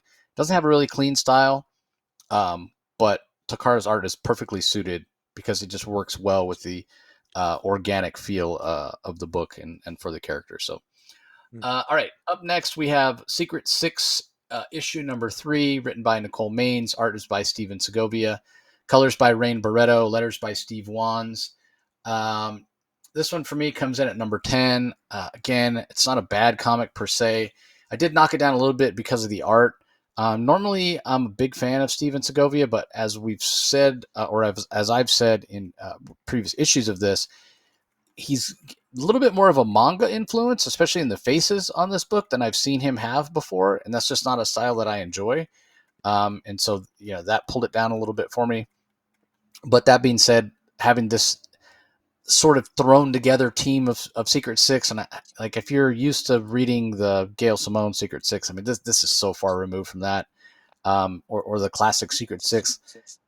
DC clearly trading on that name when this is not that. This is much more like almost like a Suicide Squad, um, except it's only half villains, right?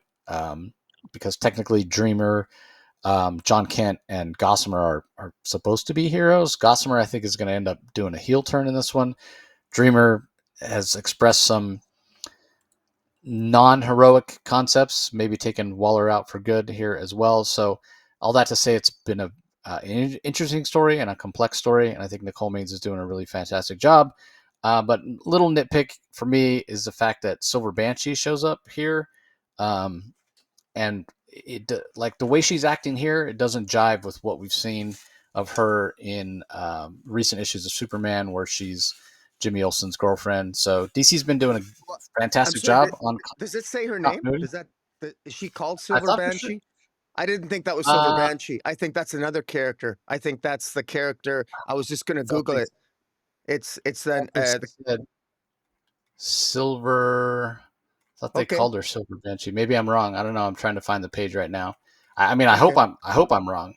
Um, yeah, when the hunters become yeah, it says Banshee Business. I guess that's why I thought. I mean, it looks like Silver Banshee, and then on the very last page on the blurb for next issue, it says Banshee Business when the hunters become the okay. hunted. Yeah, then you must be right then. Yeah, So, yeah. I Oh mean, I hope yeah, I'm it wrong. does. Yeah. Yeah, No, you're right. I actually thought there was this other character with white hair in Gail Simone's run that was a member of the Secret Six. I thought maybe had made a return, but no, you're right. That actually that last page does look like well, Silver actually, Banshee. now that I look at it, I guess I'm wrong. It's not Silver Banshee because It's not. if you go to the no, if you go to the page, so it's Jeanette. She's a centuries old Hungarian banshee and formerly a member of the Secret Six. Yeah, that's right. So it's That's not right. Because that's who Silver I thought it Banshee. was, but I didn't remember the name. Yeah. Yeah, Okay. All right. yeah. Well, Okay. it doesn't say her name is Banshee. It says she's a Hungarian, so she actually is a banshee, just like Silver Banshee's a banshee. Right. Okay. Um, but I'd never seen this character before, so I wasn't aware. So yeah, I guess tying a callback to previous Secret Six. Okay, so I don't have that nitpick. That makes it even better. Maybe I'll elevate it to number 9. No, it's fine. I'll leave it where it's at.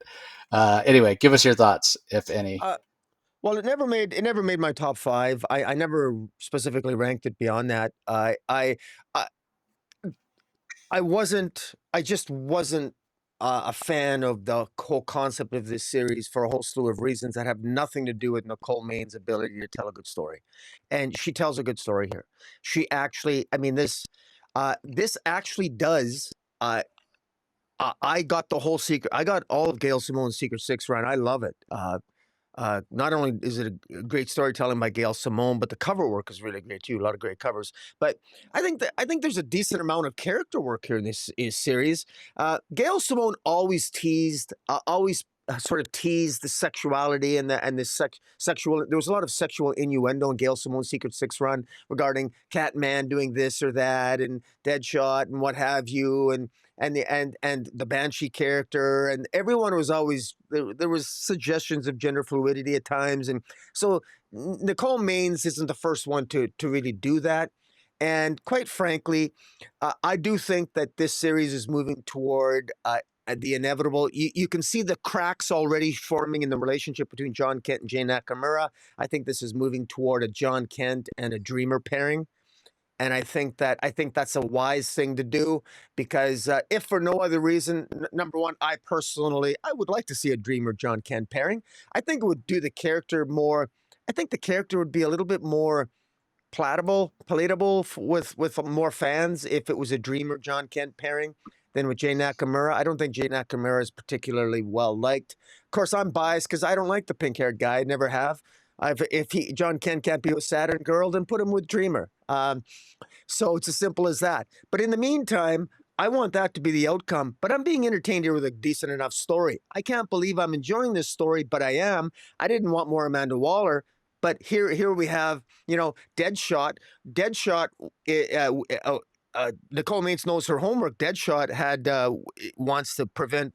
He still is in danger of dying from his exposure, I think, in that Task Force Z run, and so he needs secrets that Amanda Waller possesses. So the fact that her memory was erased, and they find out Dreamer was the one that erased Amanda Waller's memory, so that creates more dissension in the group. There's more arguments between Jay and John and Dreamer. So there's some. Nicole Maines does a good job of creating tension between all the characters here. I like the budding friendship between Black Alice, who reluctantly actually finds herself liking Dreamer.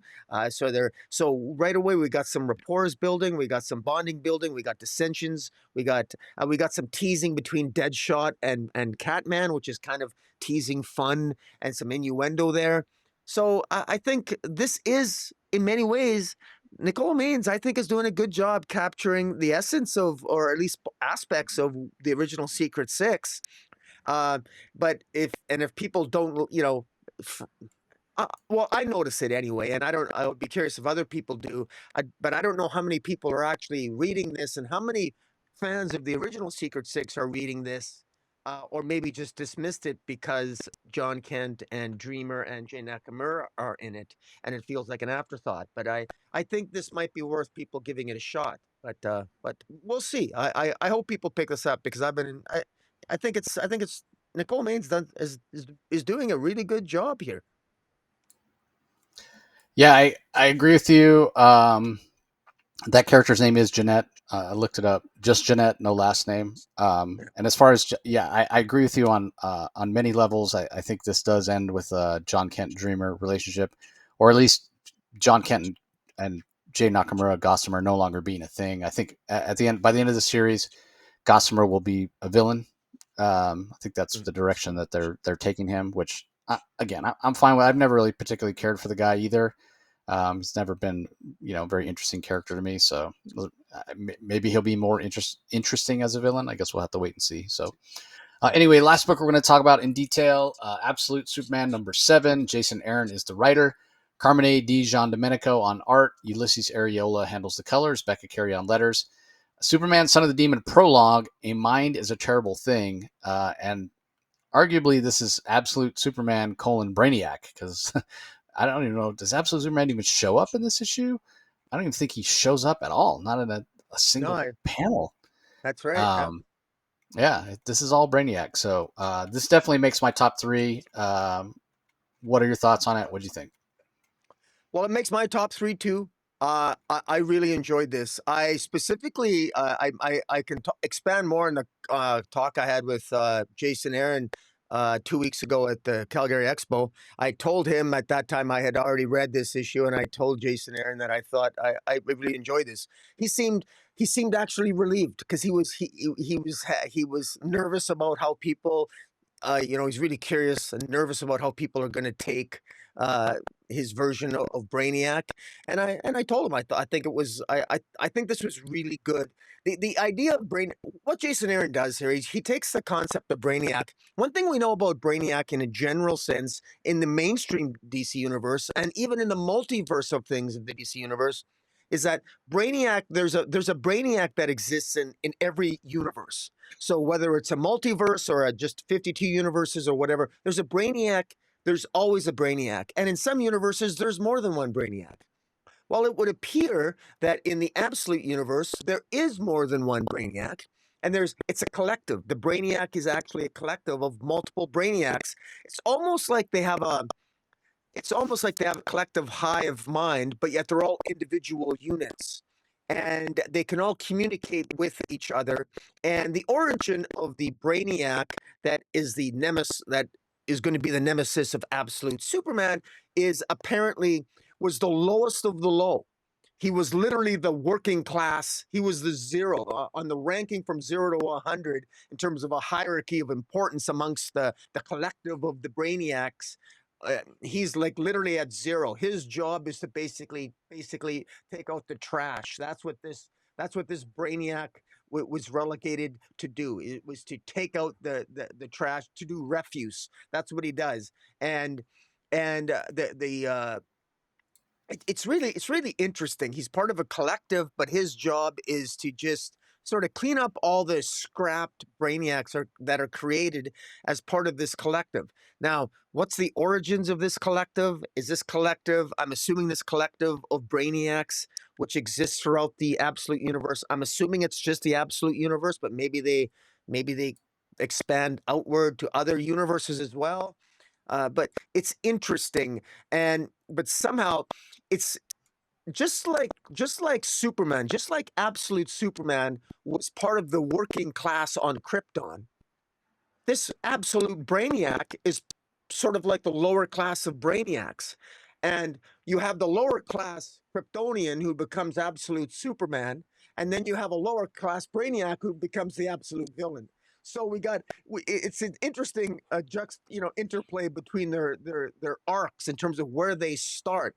Brainiac is a supervillain made good. He's the low life, lowest of the low Brainiac who somehow there's an event that somehow all the other brainiacs are destroyed or they seem to be go missing, and he sort of presumes that he's going to be the brainiac, and he rises in the ranks, and there's some mystery here. He does end up at the beginning. He's very cruel. He's horrific. He loves being cruel. He loves being torturous. He ends up putting together. He really does horrible things to Peacemaker, because he wants to experiment on Peacemaker. He wants to find out more about Superman, and so he asks other members of the Brainiac Collective what they know about Krypton. He finds some things out. He's still Superman is a mystery to him, and it's Jason Aaron does a really good job here and this entire issue, and you said it, Superman doesn't appear. And maybe that might ruffle some feathers, and maybe Jason Aaron, maybe arguably you could say took a risk doing that. People are gonna buy Absolute Superman, and Absolute Superman doesn't even appear. I don't mind that because this looks like a very compelling villain. I'm really intrigued by this. I'm particularly intrigued that Absolute Brainiac seems to be a rags to riches villain in a crazy way, and yet somehow he still seems to be controlled by Ra's al Ghul, or he's working with Ra's al Ghul, but yet I can't help but to think that he must have his own agenda. What is Brainiac's agenda? How did he come to Earth? How did he end up being affiliated with Ra's al Ghul? There's still lots of questions, but his origin is just fascinating, and it's got a horror element to it. It really makes the absolute universe appear so dark, and I love it for that reason. And it's just I continue to be impressed with this absolute Superman universe. It feels different, and it feels so unique and fresh and genuinely different than mainstream Superman, both in terms not only of Superman himself. I like the changes Jason Ayers made, but this villain is really really interesting to me. I could say more, but I really think people can read this and enjoy it for themselves. And I'm really curious to hear your thoughts. Yeah, my first thought is I can't wait to talk to Jason about this villain at some point because Yeah. he's fantastic. Um, like you said, a complete reimagining of Brainiac, and yet still recognizable as. You said a couple things there that I want to touch on. Unpredictability. Like he's got to have his own plan, but we don't know what it is. Mm, We don't know what his end goal is, what his motivations are, um, and that's really interesting to me. Right? Like mm, it makes sense from a technological standpoint. I mean, maybe this is just my own experience working IT for a living and what have you. What happens when programs become corrupted, how they can become unpredictable. You don't know how they're going to react or what have you. And you can see why when you read this origin, you see why he became corrupted because he mm. was online for just far too long and left alone and never, what's the joke about IT when people call and they say, well, have you turned it off and turn it back on? And the analogy I like to make is you wouldn't let your car run forever, right? Like things need to Yeah, be shut off, and restarted at some point. Give it a yeah, rest. And this yeah, this program, this artificial being, this technology has never had a reset. It came online and it's been in use for much longer than it was originally intended. Clearly, brainiacs have a limited lifespan. That's why he was created in the first place as a level zero brainiac, like you said, to literally shovel garbage, to shovel the old brainiacs that reached end of life into the recycler so they could be recycled and they could make more brainiacs. But this one's been online way too long, clearly corrupt, program corrupted, mind corrupted, whatever you want to put it, which introduces some unpredictability. When you compare him to the regular Brainiac, you would never use the word horror to really. I mean, maybe it's scary to think about. Hey, he's going to steal our city and put it in a bottle or whatever. But it's not. It's not body horror. It's not horror in the way that um, he's very clinical. He's very predictable. We know what he wants. He wants knowledge. He wants to preserve knowledge. He wants to preserve, civilizations, put them under glass, put them in a bottled city, what have you. We get that. We understand that. There's predictability to that, and inherently a way to defeat that because you can kind of understand what his motivations are, what he's going to do in any given situation because you understand what he wants. We have no idea what this Brainiac wants. He's so unhinged. He's so unbalanced. He's so unstable that we have no idea. He says it himself in the issue. He's like, he's tinkering around with Peacemaker with Christopher Smith, as you said, and also tinkering around with the members of the Lazarus, not Lazarus, but um, I Omega don't know. Men, Yeah, that tried to infiltrate the Lazarus facility. He's tinkering around with it just because he can, just like body horror, horrific things, physical experiments. Putting all three bodies, what's left together, like just again horrific body horror type stuff because just my restless mind while I'm thinking or whatever. That's not something that the regular mainstream brainiac would do. He's not gonna he would perform experiments, but he kind of knows what the outcome is going to be, right? Like he's just trying to prove his theory, as opposed to this guy's just I want to throw this stuff together and see what happens. Like a Dr. Frankenstein almost. So that's really interesting to me, and not only interesting in the huge difference between and the unpredictability, almost introducing a chaotic, almost like, hey, we never know what the Joker's going to do. We never know what this Brainiac's going to do, and that's a sharp contrast to the main universe Brainiac. But the other contrast that I want to call out here is whatever the instability, the mental instability, the emotional instability of this Brainiac, which leads to chaos and unpredictability, and the fact that he doesn't care, right? Like he seems to have emotions, much differently than the main universe Brainiac does, but emotions of, again, like wild insanity, almost like, crazy bipolar type emotions that again lead to unpredictability, and we don't know what he's going to do, but he doesn't seem to have empathy, and he clearly doesn't care about the people around him or causing harm or whatever. There's not quite to the level of you'd say he's inherently evil, um, but he's sort of evil in actions and inaction and lack of empathy, and that's a real contrast to who we see this version of Superman becoming, this version of Kal-El, right? Like from the very beginning, what his parents, Laura and Jor-El, taught him about helping your neighbor, caring for your fellow man, the sacrifices that they made to try to save as many people on the planet Krypton as they could. That was all imparted to John, and to some extent imparted to the Soul, the AI that's in his suit. And again, it's all programmed, but it's technology. Well, Brainiac's technology as well. So look at that contrast between Soul and what its program purposes are versus Brainiac and what its original programming was versus what its programming is now after becoming corrupted, and then how that relates to how Superman is going to confront Brainiac at some point. Absolute Superman is going to confront Brainiac. Like that contrast between the two. Like it's natural to compare main universe Brainiac to absolute Brainiac because different versions of the same character. But I think it's going to be more important and more interesting to compare absolute Brainiac to absolute Superman in terms of them being almost two sides of the same coin in a way. Both aliens, both coming from a civilization that apparently doesn't exist. I mean, we don't know if there's any other Brainiacs. There's a few, but how many? Or do they really even exist anymore, or are they just in some kind of computer core that was on that ship? Are they actually out there? Like, we don't know, right? It could be a situation where absolute Brainiac is the last living physical being of his civilization, and absolute Superman could be the last um, physical Kryptonian that's left alive as well. So again, there's similarities there. They're both aliens. They're both now on Earth. Look at how differently um, they're reacting to being an alien on Earth.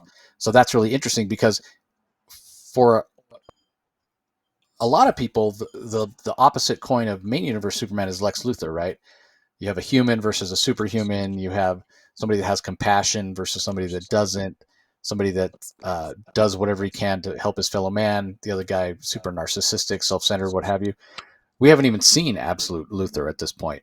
So I think again that contrast between absolute Brainiac and absolute Superman, um, and I get why Jason nervous. We both mentioned it. Absolute Superman not even showing up in this issue. That could, some people could take that the wrong way, and I could understand. Hey, it's a new character. You're putting yourself out there. You never know how he's going to be received. But I mean, this to me, this is like brilliantly done. So, and Jason Aaron is a big comic book, inherently just a big comic book fan, and one of the biggest Superman fans I've ever met. So I'm sure he was nervous because he wants people to get what he's putting out there. He wants people to understand what he's trying to do. And like personally, he's got to know that he knocked it out of the park with this character and this version of Brainiac. But again, you just don't know how other people are going to perceive it. Are they going to understand what I'm trying to say, what I'm trying to do with this version of Brainiac? Um, but I get it. Like I've talked to enough comic book creators in my day to know that yeah, there's always a little bit of insecurity, especially when you're doing something new and taking a big swing. Because you take a big swing, it can result in a big miss. There's And no miss here. it's He also knocked it interesting to note that the story arc is called Superman, Son of the Demon. And if Ra's al Ghul is having Brainiac try to find Superman, find out more about him, we're used to Ra's al Ghul in the mainstream universe, Son of the Demon. We want, in many ways, Ra's al Ghul basically wanted Batman to become part of his family. So it's almost as if, Ra's al Ghul wants Superman to become part of his family. It's not Batman, Son of the Demon, it's Superman, Son of the Demon. So what plans does Jason Aaron have with Ra's al Ghul in sort of replacing Batman with Superman in this particular absolute iteration? So it's really interesting, and what just and the role of Brainiac. It just the way everything is interacting. I mean, I got all these questions, but it's like it's coming together like a wonderful, colorful, horrific, horror-based collage, and I just I'm just absolutely loving. Well, there's that word, absolute again. Absolutely loving it. So I can, this is. I'm pretty sure this is my favorite absolute title, Superman. It is. It's just above Batman just by a nudge at this point. But I keep going back and forth. Yeah, I mean it's my favorite. It's not close, but Superman Yeah. being my favorite character, not it's not a big surprise. But yeah. I mean, I agree with you. Ra's al Ghul. We don't know much about the absolute version, but if he's anything like the main version, very ambitious. Why wouldn't you want this very powerful being to come and be on your team? So yeah, I expect that to happen. The Carmine Dijon Domenico art. I'll just say briefly, great choice of artist for this. Uh, his art can be a little textured and sort of sketchy at times. This is not the cleanest I've seen it, but it's definitely not as textured and sketchy as like when he's working on Flash. But that works for Flash because it's super speed and very kinetic, and that style of art lends itself to that. Um, but the lack of cleanliness here in some of the line work, it works because it sells that idea of a little bit of chaos, a little bit of corruption in this machine that is Brainiac. So brilliant job by everybody. Ulysses Arioli did a fantastic job with the colors as well. So yeah, just a great job. Absolute Superman continuing to kill it. Some great covers as well. There's a Dan Panosian um, open order cover, and there's a 1 in 25 Jorge Molina cover that's really great as well. So yeah, I can't wait. I read this. It got put into our press preview files like almost a month early. So I Yeah. read this a long time ago. I've probably read it like 5 or 6 times at this point. Yeah. But man, number eight's not there yet. Um, like selfishly, I can't wait to read number eight and see where we go from here. So anyway, that does it for the individual issues that we're gonna talk about in detail this week. There are a couple of other books that are out this week from DC. Um, there's a Teen Titans Go issue number 3 that's out this week, and then there's a number of reprints that are out this week as well. We have a Metamorpho, The Brave and the Bold 57, which is I think Metamorpho's first appearance. DC is also continuing to reprint the first Hush from Jeff Loeb and Jim Lee. So issue number 616 is out this week as well. So if you're so inclined, you can pick those up. In terms of collected editions that are out this week, we have Batman Volume 5, The Dying City trade paperback. This is starting to reprint the Chip Zdarsky run. It collects issues 153 through 157 and the lead story from Batman 150, and that's with Jorge Jimenez on art. We've got a new version of Kingdom Come, the compact comics edition. That a little bit of a smaller size. So if you've never read Kingdom Come, Mark Waid, Alex Ross, definitely should check that out. We also have Superman Action Comics Superstars Volume 1. This is collecting um, the Gail Simone, Jason Aaron runs on Superman that they did earlier this year. So that Jason Aaron was like a Joker story, and then Gail Simone had one that was like set back in the past where Superman had to go and fight on this like aircraft carrier that was like flying in the air. So check that out if you're so inclined. We also have a DC's Finest Events 0 Hour Part 2. So we already had the first part. This is collecting the second. It's in that same initiative with the DC's Finest, along with the Compact Comics 2 reprint initiatives DC's launched this year to really mine their back matter and introduce some classic stories to some new readers. Nightwing is getting an omnibus.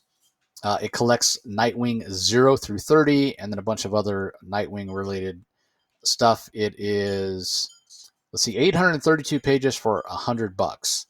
And this is the Kyle Higgins run of Nightwing.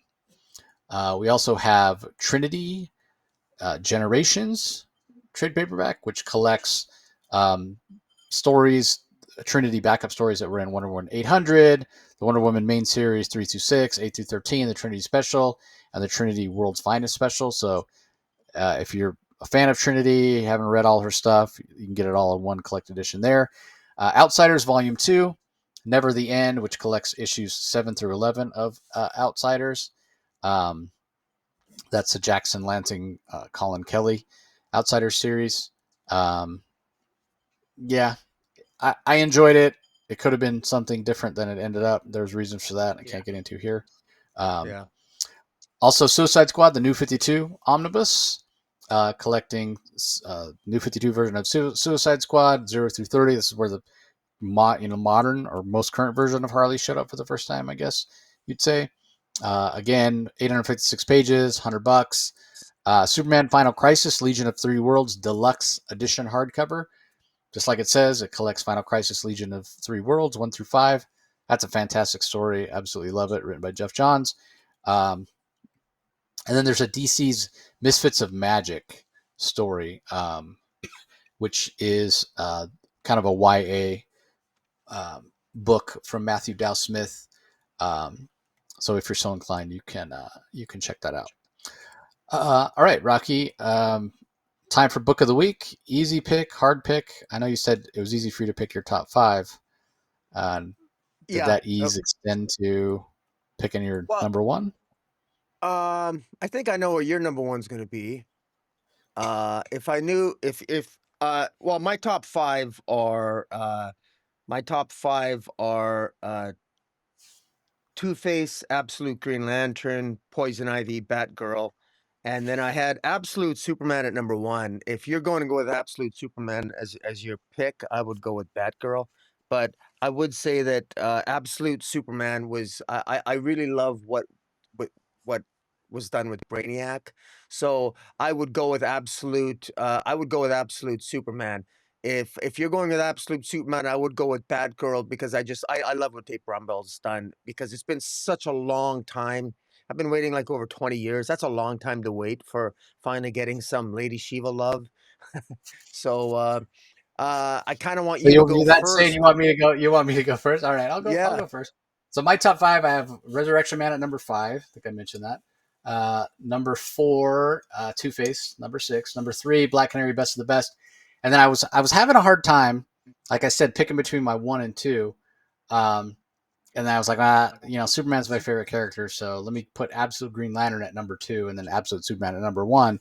But I might change them, as we talk about the books.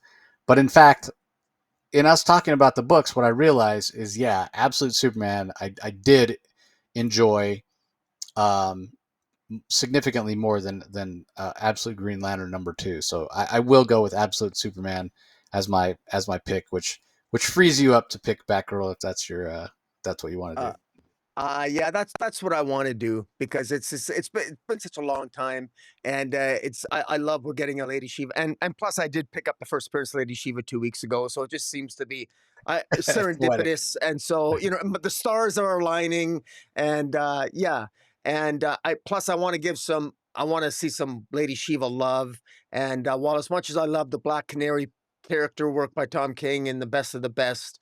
I think his Lady Shiva portrayal, was needs some work. But in any event, it's just a great week, and it was yeah, just a really great comic book week, and it was nice to have these tough choices to make. Yep. 100% agree. So hopefully we can get it out on time next week, everybody. Again, apologies for it being out late 2 weeks in a row. Don't forget, if you're listening to audio only, all the comic source comes out on our podcast feed. You can find us on whatever favorite app or platform that you like to listen to your podcast on. Just do a search for the comic source and subscribe, and you got thousands and thousands of episodes to go back and listen to if you so choose. But if you are listening audio only, we appreciate it. But if you want to see the covers, see the art, see my smiling face and Rocky's smiling face every week, it comes out on Rocky's channel, Comic Space Boom, exclamation point on YouTube. Once you're there, comment. We love to get conversations going in the comments about the books. Make sure you ring that notification bell. when so you know when new videos come out, and don't forget to like and subscribe as well.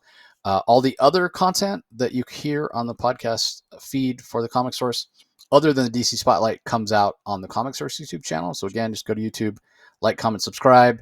Make sure you ring that notification bell. You can find me pretty easily. Just do a search for the Comic Source. And again, appreciate the support. So that's going to do it for this episode, as always. And we'll talk to you next time, everybody. Catch you later.